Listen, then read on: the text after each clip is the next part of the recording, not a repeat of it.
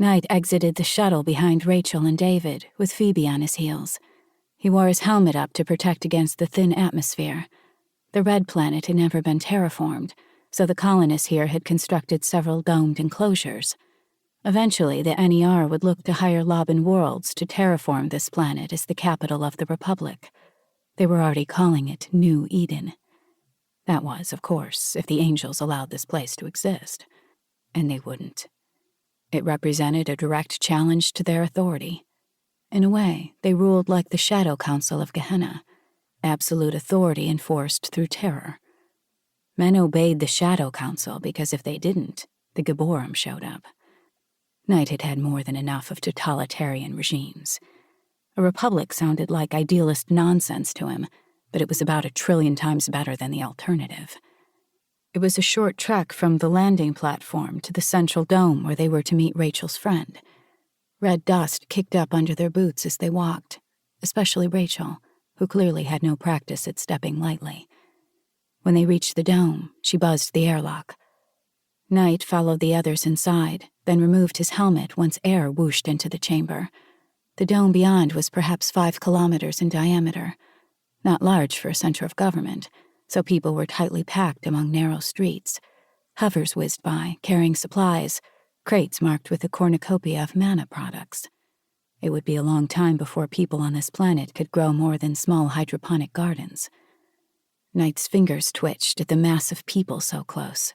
His pulse pistol was folded into the thigh holster on his suit, but he could eject it and fire in a heartbeat. With so many here, it was hard to tell who might be a Redeemer agent, and those chameleon Gog things could be anywhere. He had failed to protect Rachel from one of those creatures once. He would not repeat the mistake. He swore something moved in the shadow of an alley. Knight took a step toward the shifting darkness. "That's him," someone said. "The Nephil." He turned to see a small crowd forming around their group. "Your fame precedes you, big guy," Phoebe said.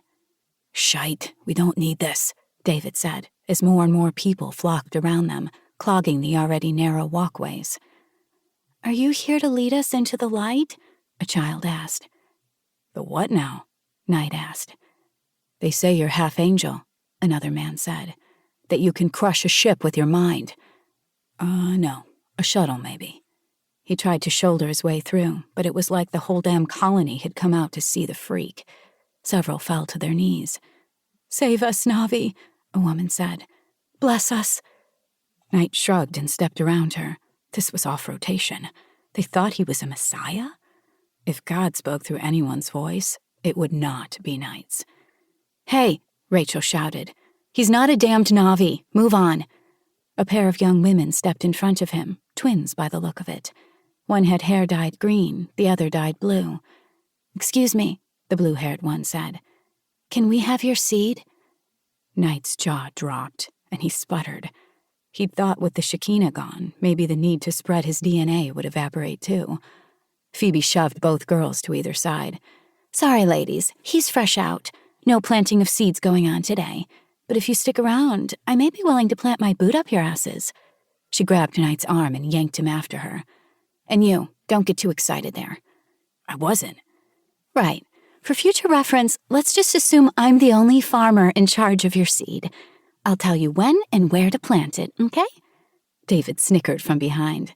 Knight gave him the finger without turning around. Phoebe pulled him along until they reached a central building, marked with the letters NER.